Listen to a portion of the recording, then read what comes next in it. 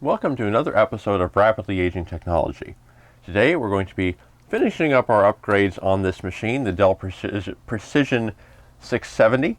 This is a dual socket machine running two Pentium 4 based netburst based Xeons running at 3.8 gigahertz, hyper-threaded 800 megahertz front side bus, basically Prescott 2M. They have 2 megabytes of level 2 cache.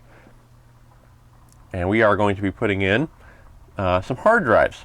Currently has a hard drive which we're going to be pulling out, but we're going to go over what we're putting in, and then we'll be installing Windows, and it'll probably be another day after I get it, let it sit and pull all of its updates and whatnot, that will then go into some of the other fun. So in the last video I said one of the drives being put in came in this caddy thing, and I'll reveal that one to you. It's a 300 gigabyte Ultra 320 SCSI drive running at 10,000 RPM. One thing I'll point out about this caddy is that it seems to be kind of would this be an anodized aluminum? It has a texture to it. Definitely, it seems like it has a coating. Kind of rough hewn, but I'm sure it does what it needs to do. One interesting thing about it, other than the pull-out handle, is on the front we have some indicator lights. Looks like hard drive activity, looks like hard drive is probably bad, and then a little arrow. And those lights, you might be wondering, well, where's that plug into? On the back there's some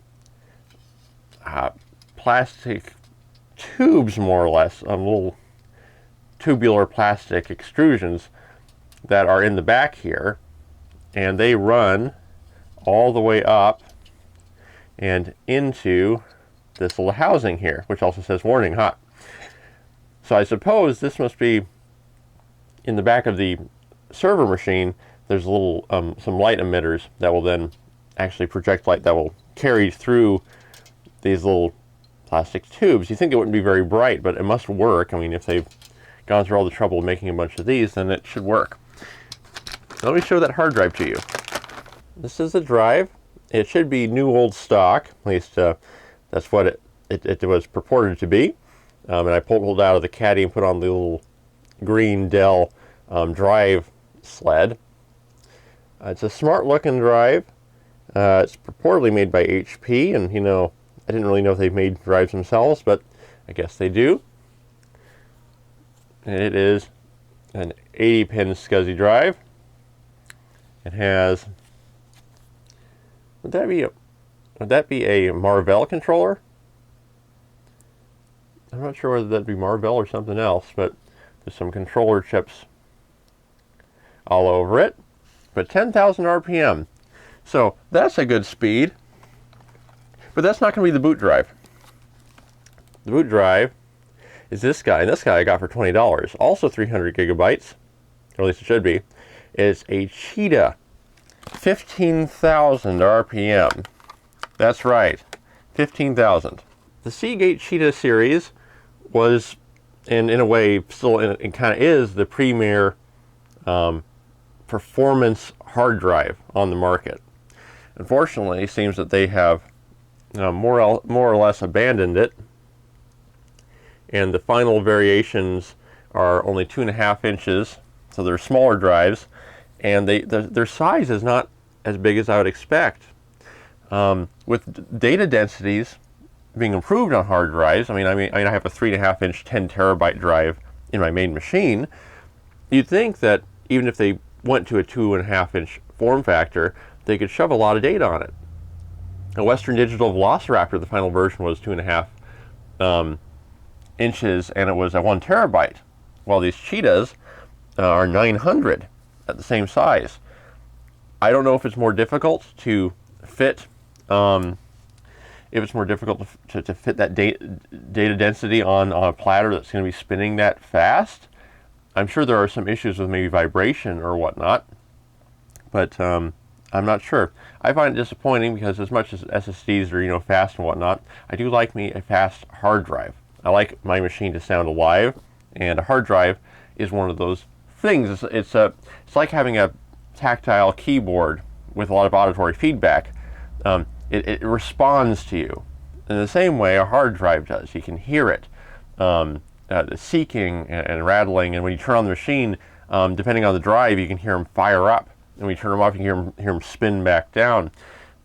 It's something that I really appreciate, and I wish that we could see very high performance mechanical hard drives still being very much involved in computing, but it seems like they're all kind of abandoning the upper end and going down to the 7,200 RPM, because I think it's probably easier to make a reliable drive spinning that fast versus one at 15,000. You also notice it has a bunch of different screw hole positions, I'm guessing for different types of caddies or whatnot. At least that's what it appears to be, but it does have the standard ones.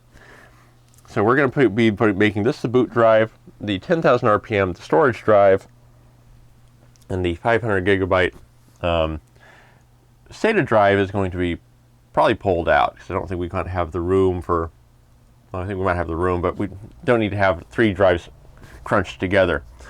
So that's what we'll be doing. All right, after much fumbling, I've gotten the drive rails on the 15,000 RPM drive. This white one was particularly bad because rather than having rubber in its little mounting points, it's actually hard plastic. So you really have to get a longer screw than what came with the hard drive and push in real hard to actually get to grip. The black ones, though, they have rubber and they're much easier. So if you ever are using an old Dell like this and you need to get drive rails, go for the ones with the black tips. They tend to be a little better. But so that's that. Now, since we're using SCSI drives, well, we're going to have to use a SCSI cable, and we're going to be using this guy. It's a Foxconn brand. This will go into the controller. Then we have a few spots. We have spots for 3 separate drives. Then we also have a built-in terminator. Now, on older versions of SCSI, the slower ones, let's say like fast 40 megabyte or lower with the 50-pin flat cable, you could use, it was more or less a resistor at the end that could work. And some of those old drives, if you configure jumpers on them, they have built-in resistors and could be the terminator for the SCSI signal. So the end drive could just also be the terminator. Well, on faster versions of SCSI, old-fashioned resistors don't quite work, so they have to use a more advanced terminator. And this cable actually comes with one built in at the end, which is handy. And I originally was going to use this cable, but I'm not going to take it out of the box, but you can probably figure out what the problem was. I have 2 drives, and this cable has one for the motherboard and then 2 drive positions. There's no room for a terminator. And the drives don't have built-in terminators because they're newer versions of SCSI. The SCSI drives I've worked with have usually been a little older. And we're going to have to do a little more in that, since they are 80-pin SCSI drives, we're going to need to use these little adapters that will turn them into, so one end is 80 and the other end is 68 with power, because the 80-pin connector delivers everything. So we're doing that. On these old AdaptTech controllers, they're usually device ID number 7. So we should be able to do 0 and 1, I would suspect, with the hard drives. But we'll find out. So before we get this thing in, and look at I like the braiding. I'm not sure if some of you folks are more familiar with SCSI, if you can explain the necessity of the braids through here. Maybe it's to throw off crosstalk or to intermingle ground wires. I'm not sure. Feel free to leave a comment, because I would like to know, because I noticed a lot of SCSI cables do have some of this braiding in there. Anyway, let's pull out the old drive and then start putting in the new drives. All right, here we have the old drive. Let's go ahead and get that pulled out. And that's easy. In order to get this back in, because I did do some examining things when I first got the machine and wanted to look at the drive, I found it a little hard to pull in and out. So I ended up using some sewing machine oil to lubricate the rails. I'm not sure what its problem is, but yeah. Well, it caught on something. But anyway, that is the drive. A Seagate Barracuda 500 gigabyte. So that rail did get damaged. So it was cracking. It was catching on something the first time in and out. So I suspect it did that again. That's all right. We can get more rails. So because there's a part of me that thinks in IDE, I'm going to put the storage drive down lower and have the primary hard drive up higher. So that's what we're going to do. Hopefully it'll go in without a problem.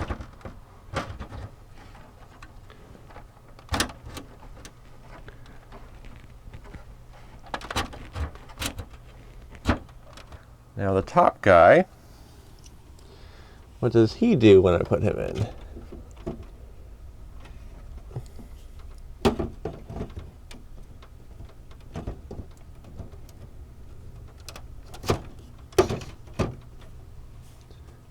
It goes in right about the same distance. Okay, so they're both in. Yuck. Yeah, that's not fun. I don't like those green drive rails are not the best idea that anyone's ever come up with. So now we need to, that's the SATA cable bouncing around another computer. Now we're going to need to set up the adapters. So for each of these adapter guys, there is a little sheet that shows what we need to do for the SCSI ID number. Now 7 is used by the controller, so we should be able to use any of the other ones. So I'll do 0 for the first item on the chain, which will be the HP, which means putting no jumpers on it, which is easy. And then I'll do 1 for what will be our boot drive, the 15,000. So that should work. So now, just need to get these lined up right. So that's the connector.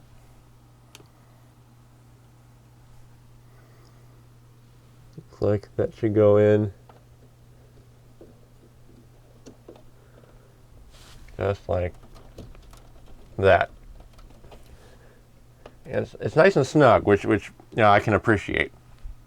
Now the next one. So as we said, the next one's going to be SCSI ID 1. And we have to use this little reference sheet down at the bottom to reference which one of these that we're actually using. So the LED seems to be the top one, so it's in this orientation. And we're going to put in a jumper on the very first guy, like so. All right, so that should work for that one. So I'm going to hope we're going to plug in.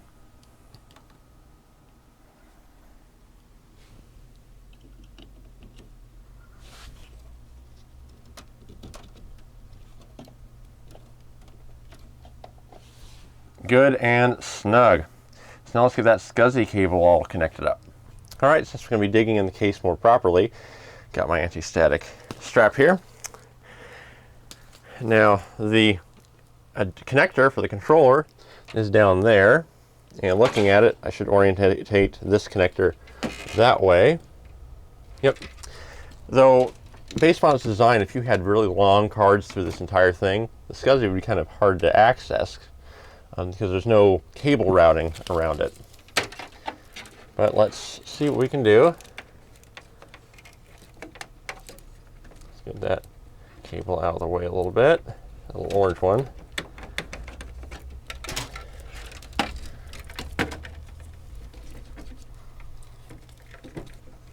This is one of those should have done with the graphics card not installed.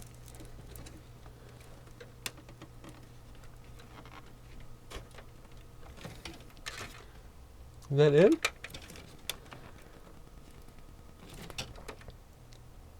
Looks like it's in. Doesn't feel very secure though. I'm going to double check it.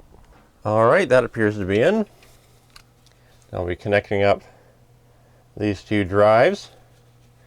I think we'll do the SCSI cable before we get the power on there. So we'll do probably that one and that one. Yeah, that looks like the best way to try to fit her in there.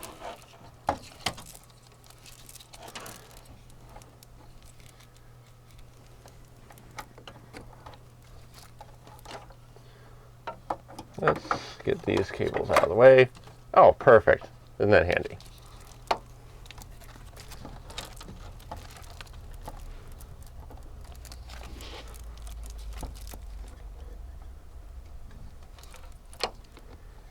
Remember, be careful with SCSI connectors. The pins are fragile.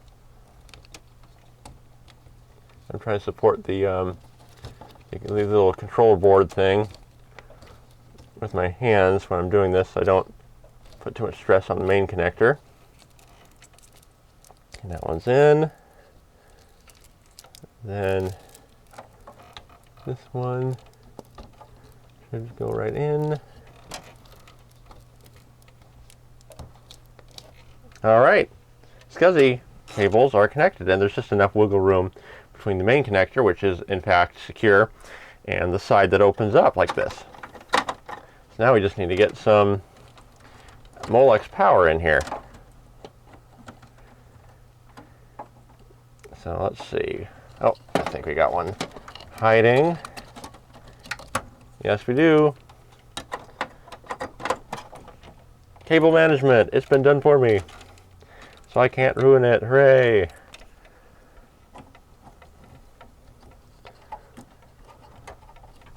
That was an easy Molex connection. And then that one will go like that. This one's going to be a little more awkward.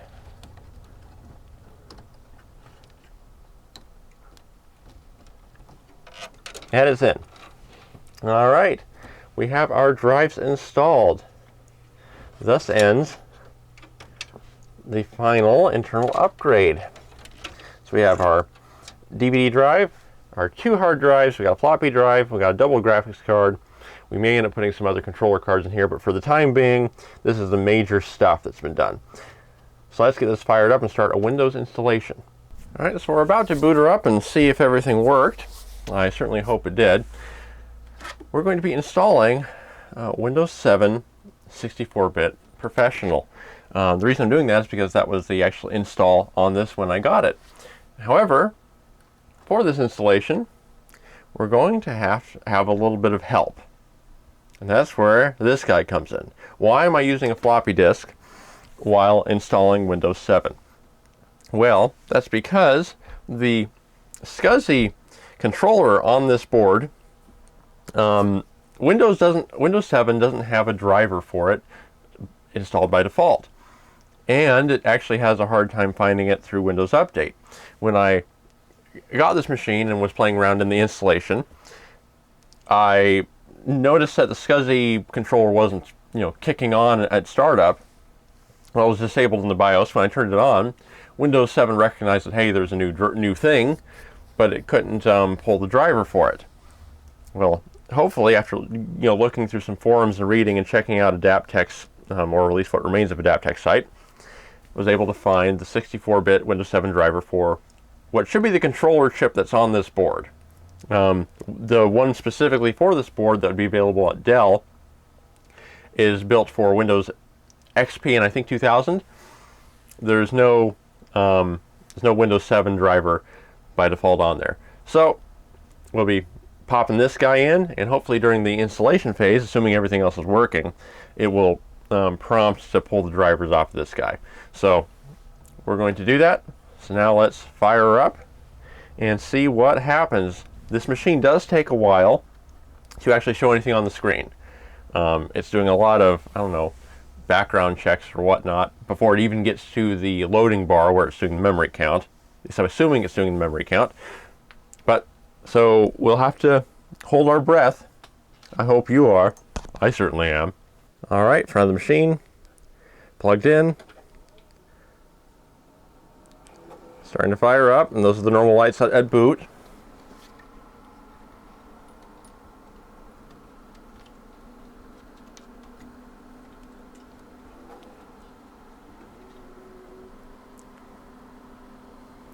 I'm putting in the floppy drive.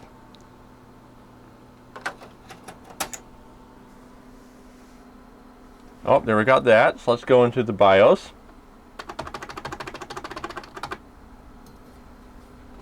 If those drives are spinning, they're not actually all that loud. Yeah, this is the first time you folks will be seeing into the BIOS setup of the Precision 670.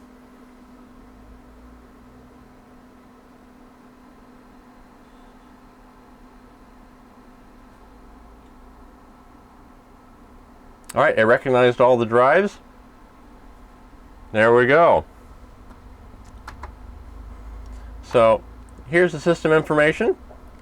We have the service tag and the BIOS version, which is from 2006. That's as far as the updates went, which really isn't all that far, considering this was put out in 2005. Processor information, which is more or less what we expected. 3.8 gigahertz. It is 64-bit capable, but they're single cores. The memory info, so that works. Date and time, which seems to still be correct. Boot sequence.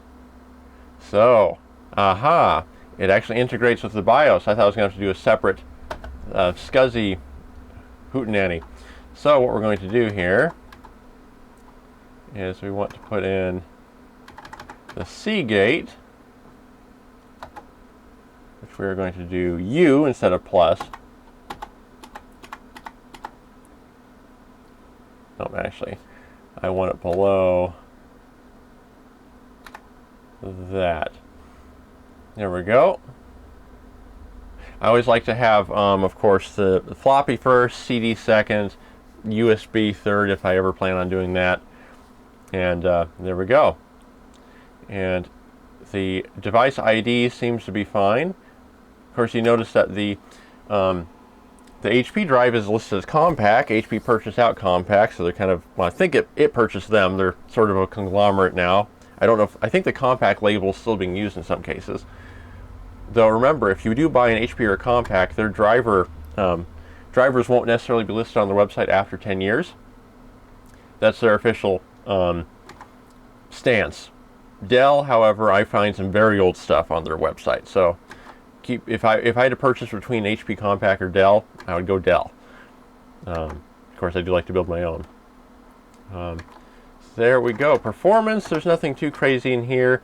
Turn on multiple CPUs, turn on hyper-threading. Speed step, I found, I think performs just a tad better. I thought turning it off would mean it's always ramped up at the max, but it goes up and down the whole time anyway. Hard drive acoustic mode. This was something on Dells of this vintage a lot, and more or less do performance, and if the drive you're having problems booting, it doesn't like the drive, do bypass. That's basically it. I don't know why you'd ever do quiet. I'm a fan of performance myself. And so those are the things in the BIOS. I'm also going to get the CD loaded for the Windows 7. So that is just ready to go. So we will now escape, save and exit. Okay, it sees all the drives, and we're going to do F1 to continue. And it's probably going to check the remove disks or other media and press any key to restart. Okay, well, it must be throwing a fit because there's a floppy disk in without a anything bootable on it. So we'll restart, and then it should just go to the, there we go. That's what I wanted to see.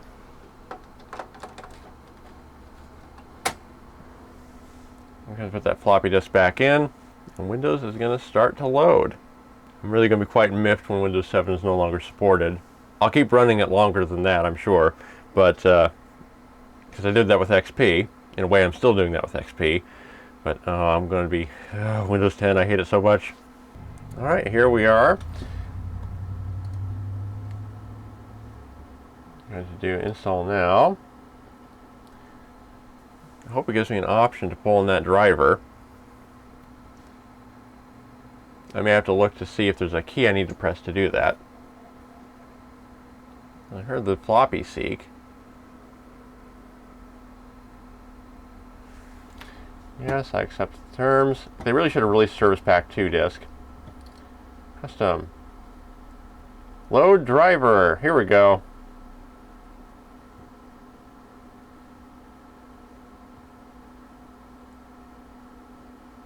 Okay.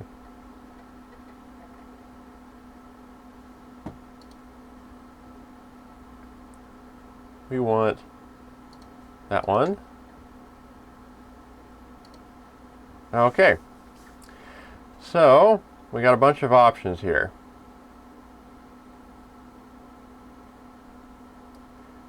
Which one is it? It's saying they're not compatible, but I think one of them is.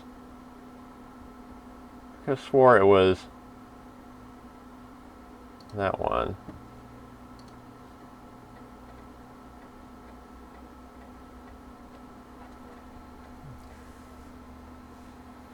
Hopefully it gets the job done.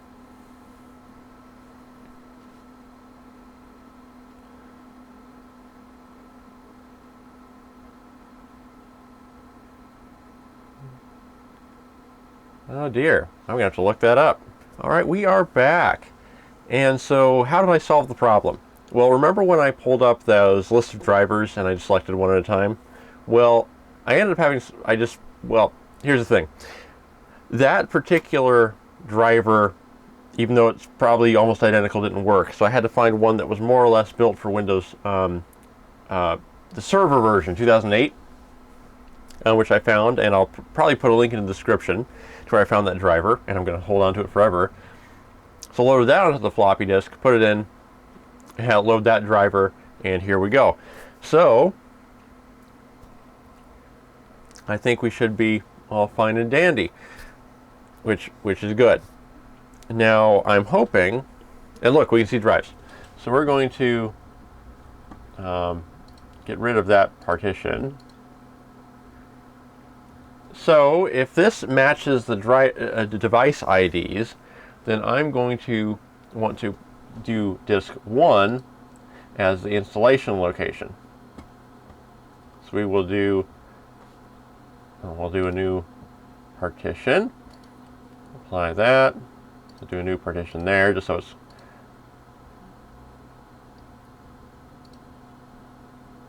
do.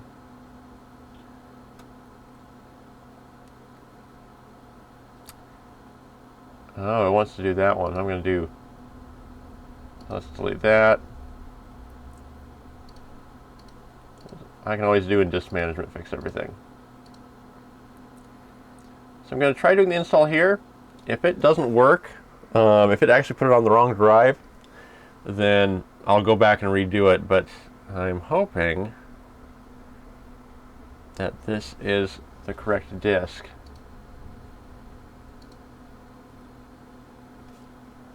And if you're probably screaming at the screens, that's okay. I'll fix it later if it's not. What I'll probably do is I'll move the boot order and I'll figure it out. But now, when this is being expanded and whatnot, I'm just so glad I found that driver. And we'll come back once we get farther. All right, we should be booting up again. It went through the installation process. Now it's going to move on to the next step of installation. Where we put in all the information and our serial code and all that hoopla.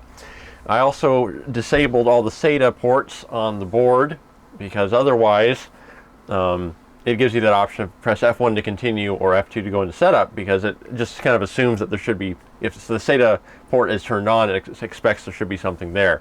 But it doesn't detect anything because there's nothing in the SATA port. So we should just zip on past that screen. All right, we're looking for the SCSI drives. It has found them. Of course, my camera doesn't like to focus very well, does it? Sorry, I keep leaving that floppy disk in there. All right, now Windows should be booting off of the drive now. And you know, for a 15,000 RPM drive and a 10,000, they're pretty quiet. I don't really even hear them. I mainly just hear the drive fans. So that's fairly impressive. A little disappointing though. I like me a loud drive, at least when they're seeking. Alright, so as it turns out, it looks like since the 15,000 RPM drive was set to be the bootable drive, the Windows recognized it as disk 0, which means I'm installed on the wrong drive. Hooray! But here we are in the SCSI controller. As you can see, the controller's device ID is 7. We have controller parity, controller terminations, everything's all enabled. The boot device configuration is of course set to this because there's only really one controller. And it shows all the settings for each individual device, their maximum speed, which I'm not going to turn down. I'm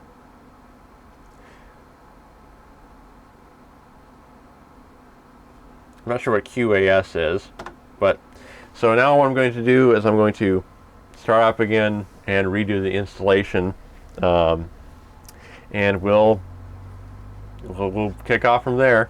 Ugh. All right, after reinstalling on the correct hard drive, we're now ready to actually start, filling in information, which I will do.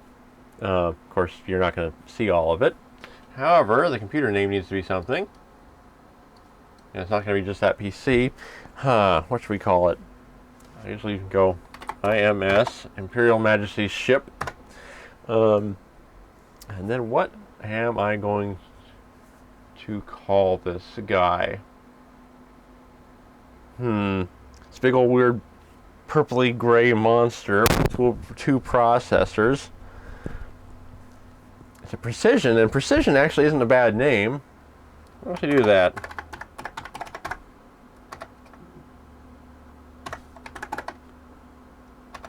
I missed Precision. It would be Mark 1, but I can't fit that in there. So I'll get this in, and then we'll get to the next step here. Alright, now we are at the product key. And I'm not going to show you, of course. However, there's something that I want to tell you which is useful, especially in this situation. As you remember, this computer only had a sticker for XP, but was running Windows 7.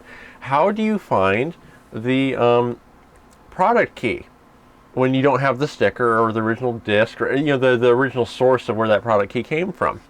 Well, there's a program called Bellark Advisor, and I might correct the name if I got that wrong. I'll put a link in the description here, that I used on the existing install. And what it does a lot of things, but it can pull the serial and product keys of all your different software and have it all, and it should display it to you. And so I did that, and I saved it from the existing Windows install, and I'm going to use that to install this, because I don't want to use up one of my key codes. So more or less I've been given a free key code. Can't complain about that. I'll put it in and see if it works. Well, that worked. And we'll do important updates so Let's see, we got the time. More or less think that's fine. Yeah, so home network. I'll probably end up putting in my that password so I can share files between this and the main machine. Alright, we are at the desktop of our brand new installation of Windows. It's not using a whole lot of RAM, but it is a new installation, of course. And so I'm going to stop here probably a few days later, once it's pulled all its updates and I've gotten all the drivers hunted down, which some of them are going to be probably a bit tough. Some of them are going to be Windows-based drivers, like the sound. I'm sure Windows is going to probably pull that. Otherwise, I'm going to have to use an old XP driver and hope it works. Because this machine did have sound before, and it's Windows 7 installation. So, anyway, it seems to be working just fine. Once it's all up and running, we'll show you around, and we'll do some benchmarks, and we'll play around with it. So I'll see you in what will be an instant for you but it'll probably be multiple days for me.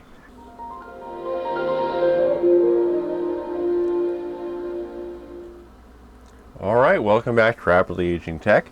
In the earlier part of this video, which I think happened, was it last week? It wasn't put out, so it's just sitting on this camera waiting to be completed. Oh, there goes some my mic cabling. Anyway, we started the process of installing Windows. We got the SCSI drivers loaded, and now we have Windows up and running. It's been fully updated. I have my usual antivirus suite and support programs, so I have more or less a little bit of everything. So we're going to kind of put this computer through its paces, see what it can do, including benchmarks for the hard drives, which I think will come out a little surprising. We're going to do Cinebench for the CPUs, and we're also going to play some games here. Well, primarily one, which will be Crisis, because I have it now, and it's the old standby benchmark, so let's see how it works. First, you'll notice that I put on Classic Shell, because that's what I do. The button, for some reason, the replacement button turned out a little smaller than usual, not sure why. Anywho, another thing I should point out, if you look over here, you won't see AVG in its usual spot, which is an antivirus I use. As it turns out, after I pulled all of my updates, got Windows 7 Professional was completely up and running, ready to go. After I installed my usual programs and started finishing them up, I had Spybot pulling in updates and immunizing. Something happened. I was getting blue screens.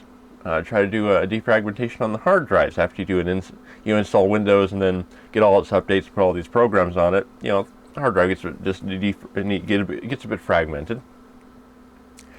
That also caused a blue screen, and I started looking to see, is it a Windows 7 problem? Is it something?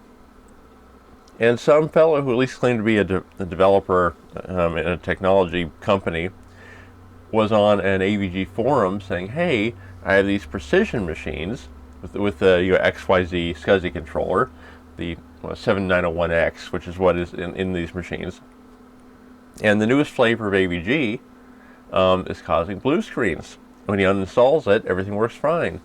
So I did that, and everything's been working fine. So I'm not sure what antivirus I'll put in this place, but in the meantime, I do have Malwarebytes anti-exploit, Malwarebytes traditional is more of a scanner, and Spybot search and destroy.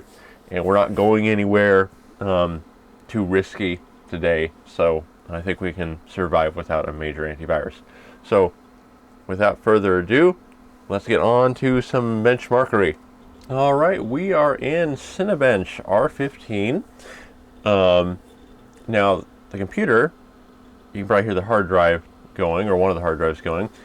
It seems to have something that's going on in the background, probably some updates, because this has been off for a few days. It's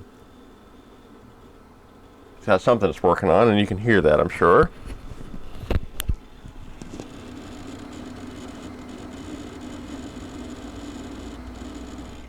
I do love a noisy hard drive. I like to hear the machine working and breathing and living. Anyway, we'll see how this CPU test, if the scores are thrown off. I've already run this before. Oh, we're going to postpone that. Wargaming wanted to update. Anyway, so let's do the CPU test. We'll be comparing it against all these more modern CPUs over here, the lowest of which being a 1.7 gigahertz i5 mobile from the 3000 series. Here we go. Oh, and OpenGL does not work because this graphics card is too old to really run that test. So we're just doing the CPU.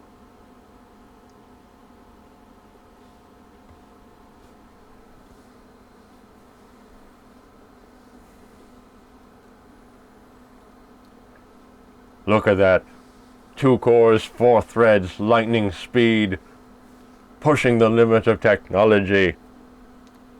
Look at it. Look at it. Look at it. We're still going. We're still doing it. Here we go. It's a-going. That's how much power it's drawing during this test. It hit up to 400. Now in the easier spots, it's dropping down a bit. Yikes. Alright, it looks like the test has completed. Let's take a closer look at the results. So here we have a result of 114 Cinebench magic points, which puts it behind that mobile i5 by a solid chunk. To be fair, it sounds like the computer still has a little bit of stuff it's trying to work on in the background. I've seen it score as high as 116. So it's about 2 points off. Single threaded would be more or less, well, actually, I think less than half of this.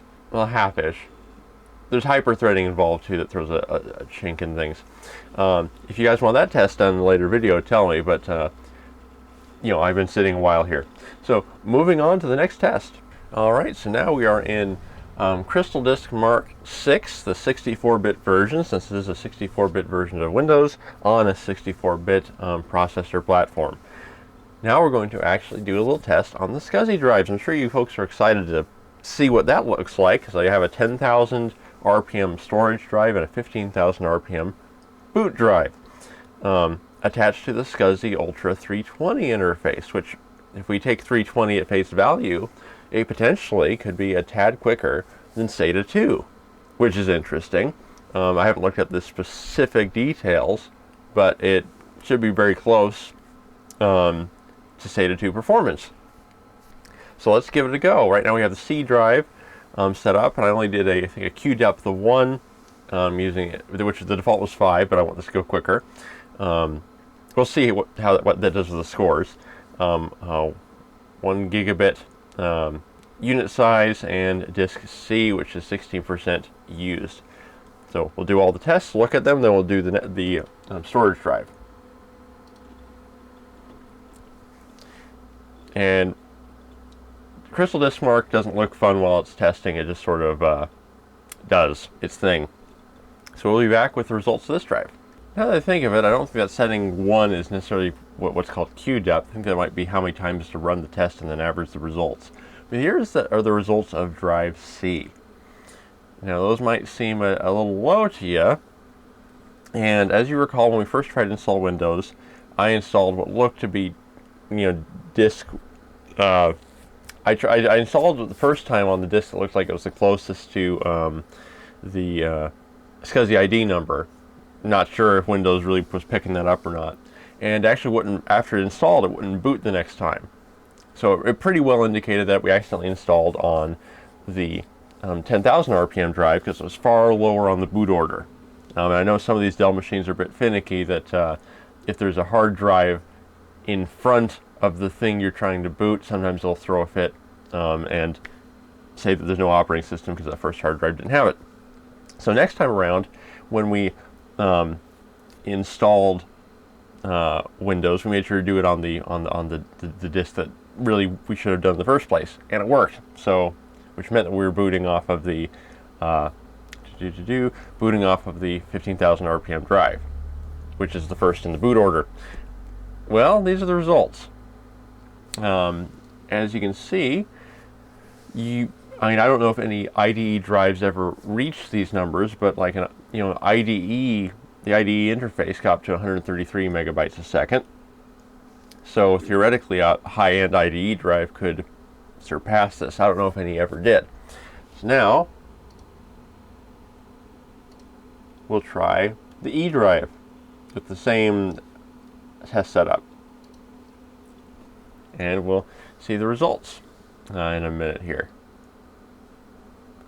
Oh, the only thing you're really missing is that numbers pop up once in a while and you hear a bunch of hard drive noises. I mean, it's kind of the usual stuff. We'll sit through this one and see if we can hear anything fun.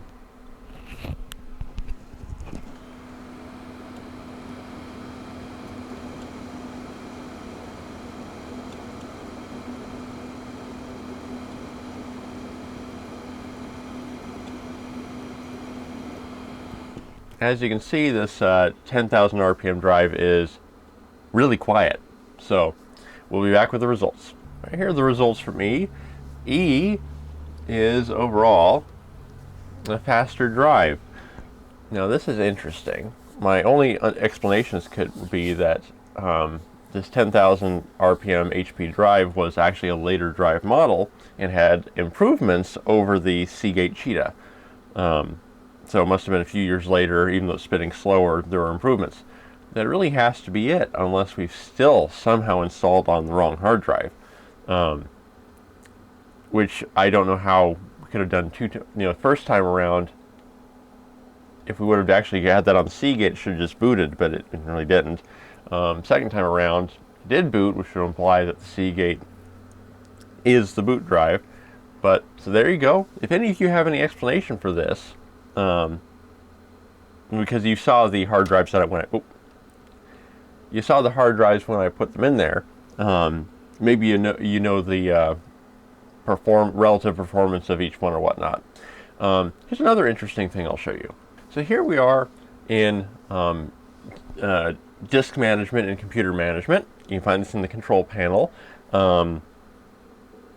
At least in traditional Windows environments. Windows 10, it's goofy because you right-click on the Start menu and instead of having Explorer in it. But anyway, you notice that there's a C drive. Disk 0 is what it's called, at least as far as the operating system is concerned. And it is the it's C drive. But the E drive is where the system reserved partition ended up. So it split the install onto both disks. Not sure why. Not sure if that's having anything to do with any of the confusion. I don't know. But so there we go. Feel free to leave a comment if you know what's going on. What I may end up doing is getting a handy dandy USB to... Oh, I can't do that. I need to get a USB to SCSI adapter. I was thinking of trying to image do the image disk E onto, just get another Seagate Cheetah and see what happens if it's imaged onto there. But I need a special adapter for that. I'm not sure if they even make a USB to SCSI type of deal, so I can have just an external drive attached. Oh well, we'll find out. Maybe that'll be the source of another video. Moving on to our next phase. All right, so a lot of modern computing, there's a lot of stuff we do on the internet each day. It's not something that we slowly dial up on and check out more or less a forum or a simple website. We do a lot of things on the internet. There's a lot of things to be found. So let's see how well this computer performs in some internet tasks, which include going to a few websites. So first, let's go to a relatively simple website, Wikipedia. And that search went pretty quick. And we're going to go to the English site, and we'll just click an article. Dungeon Siege. There we go. Well, I did not plan this video to have a game type of thing, but there we go. We got Dungeon Siege. Oh, look, looks like so scrolling is smooth. Let's see, game development tool. So Wikipedia does a good job. Let's try CNN's website. Now, whether or not you like CNN, it doesn't really matter. Their website has traditionally been on a piece of hot garbage due to how bulky it is. Now, let's see if that's still the case. Okay. So there's a bunch of Olympic stuff. This is working pretty smoothly. Let's see, is there an article that isn't too embarrassing? What did Melania say? I don't care. Bill Gates says he should pay significantly higher taxes. Well, I guess he could donate that now, couldn't he? Oof. More than 40 dead in a fever outbreak. Well, that sounds awful. Let's take a peek. Nigeria. And I guess it must be related to mice. And the website is working pretty decently. Can't really complain. Let's try YouTube.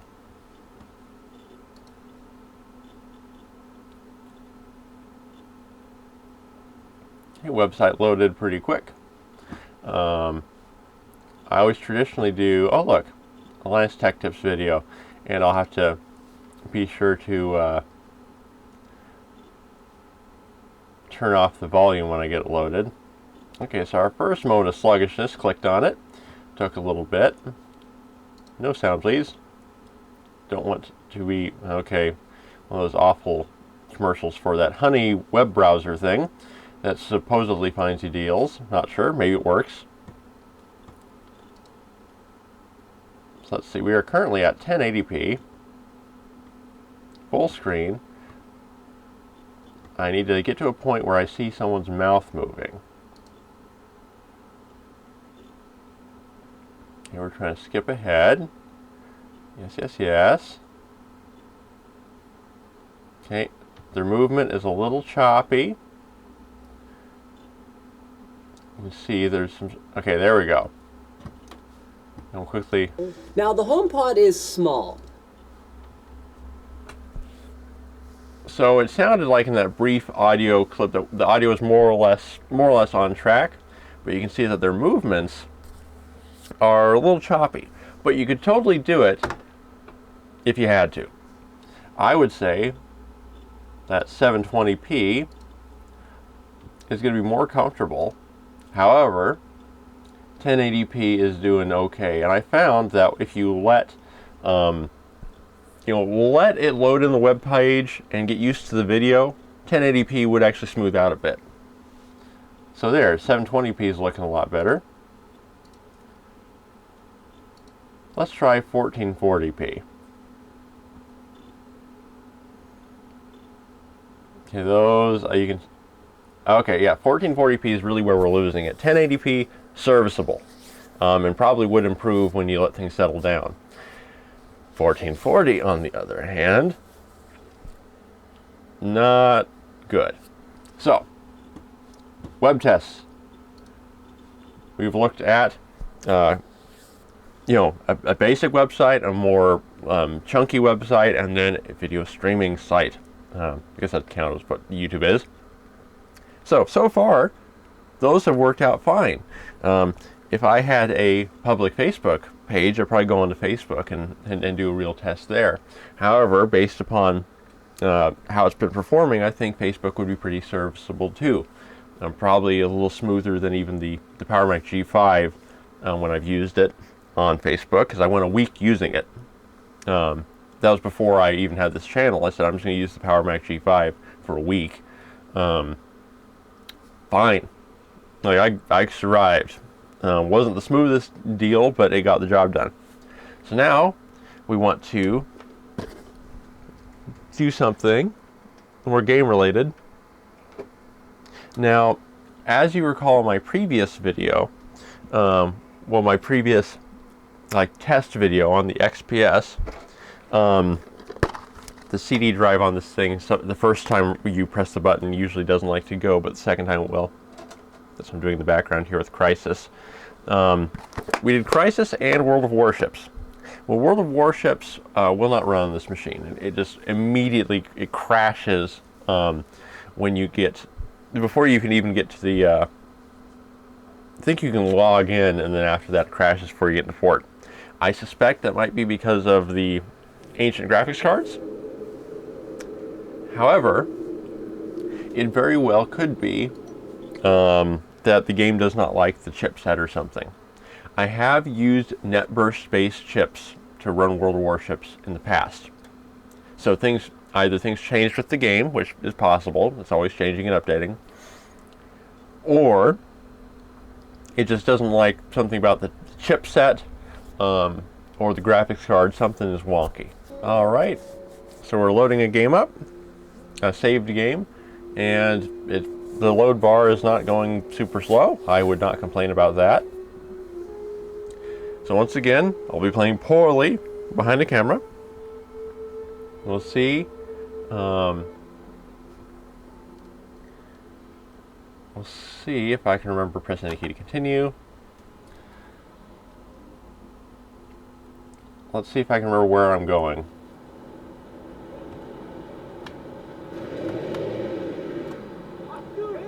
Oh, Yep, there we go.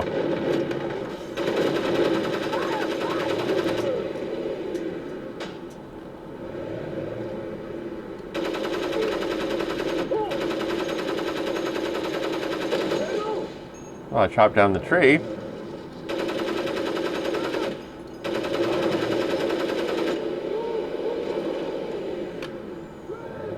Let's see if there's a way around.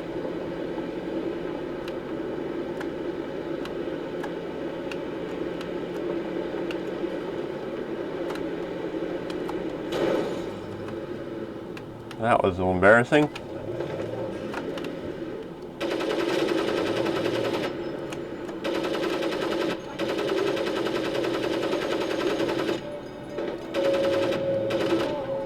I do have terrible aim.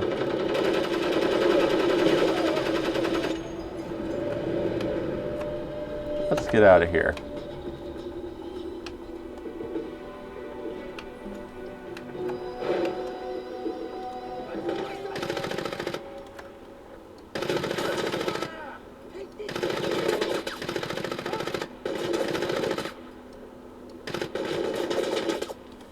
Let's get up to here.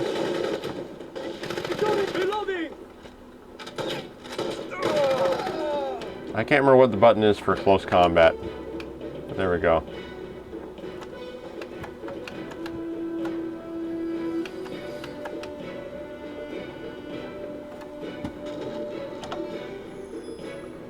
Alright, so we've seen some gameplay. That seems smooth enough, pretty serviceable.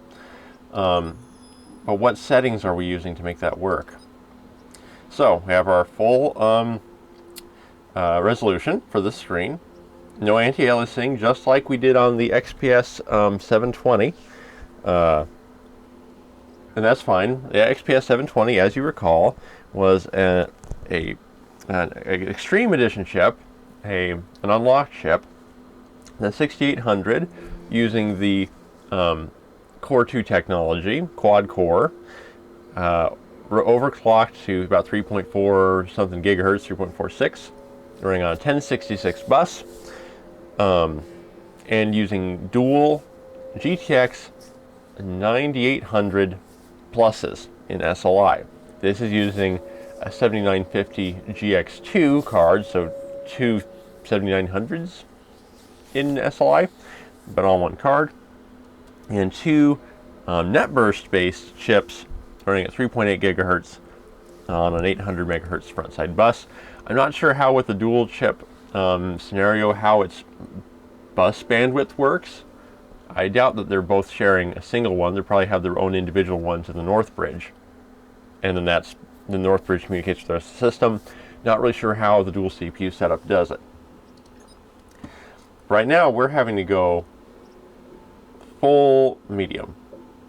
Let's see what happens when we go to high. And very high is, of course, grayed out, and high object quality was still left on high from the last time, so that one was up a bit.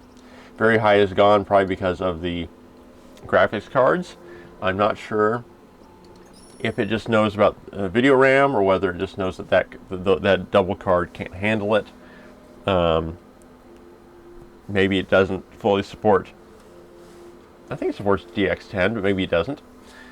So we're changing the settings, and we'll see how this game looks at everything on high.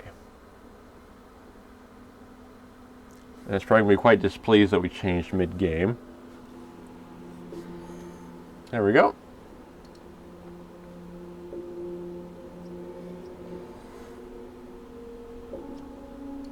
Alright, so that's been done.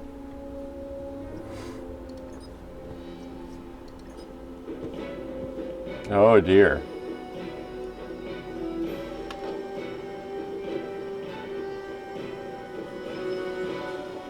We can also see that out in the distance, when the water is rendering in, it likes to flash or something. And that could be the graphics cards being funny. That could be the game not liking Windows 7 particularly, even though because it's built more around XP and Vista. There we go. Let's see if we can find some combat. All right, we found some combat. Let's see how we do.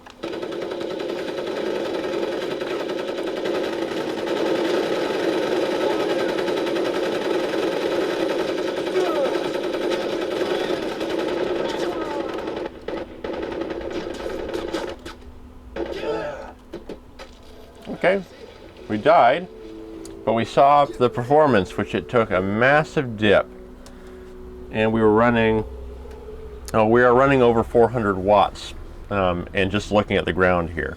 So let's try that again and see. I'm going to watch. We're using the fast version. Woo.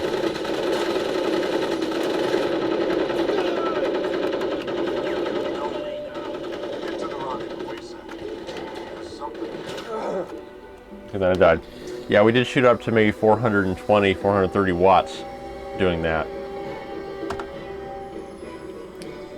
So that has been that test. Now we're going to look at something else. So now we're looking at CPU ID's hardware monitor.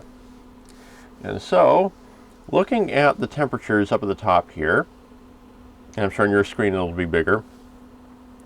Remote diode 1, I believe, is the lower CPU. Remote diode 2, I believe, is the upper CPU, and then these other diodes are probably chipset and other little sensory locations. The reason I say that is because when I put CPUs under load, these two are the ones that get the hottest. CPU 1, which also always runs hotter than CPU 2, even when under equal load, hit a maximum of 66 degrees Celsius, which I've seen that hit up to maybe 68 or whatnot. So that's getting close to it. It's about as far. You don't want to go even that far, but you don't want to go farther. Second one, 53. The second one seems to handle things a little better. The reason why I think this is CPU number 1 is that when we look at fan speeds, fan ID 0, which I think is the first CPU fan, this one will ramp up far more. But things are cooling down a bit now. But these are clearly hot running chips. I mean, the cooling system is doing its best, but it really should be a little bulkier to, if these were to be under constant strain, we'd want a bit more cooling. As far as the graphics card down in this section, one of the chips always runs a bit hotter. And that makes sense. This is probably the one, so it's a stacked PCB. I think this would be the one probably caught in the middle. Probably has the least airflow. Right now it's hovering around 72, and it won't drop much farther than that. It went up to 91 degrees Celsius. And the second one went up to 80, hovering at 63. So, how much of these cards were we using? Well, it looks like the maximum utilization, according to Hardware Monitor, was 90% on the GPU. And that's both of them, and about a little over half of their video RAM. If I remember right, these are, it's 512 megs per card. So, well, per GPU, so it's a gig per card, but you know, it's split. So, 512 megabytes of video RAM seem to be, enough to handle Crisis on High. We go down to the CPUs themselves, and it splits them up into their different threads. And yes, you can see all that. So on the primary CPU, the main thread was running at 100%. It's the second thread was running at 80 maximum, and on the second CPU is about 8790. So the CPUs are being pushed real hard.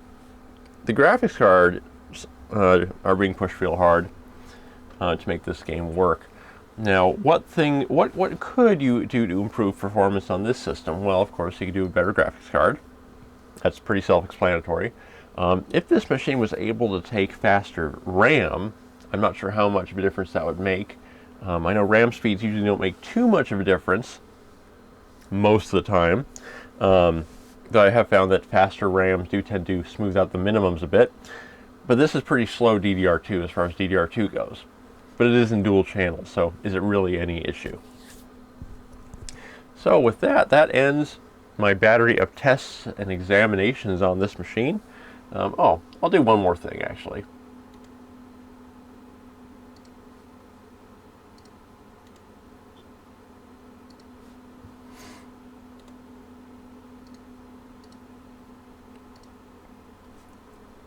In case you were wondering, I don't remember if I mentioned it earlier, I may have. The audio quality on this machine is limited to 16-bit. 60-bit, 48,000 hertz. It's a DVD quality sound, which is satisfactory. It's just onboard.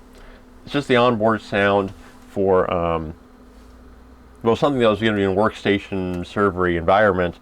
It didn't need to have the best sound. However, it works. It sounds fine. Could it be better? Yes. Could we put in a video card? Not a video, a sound card? Of course we could.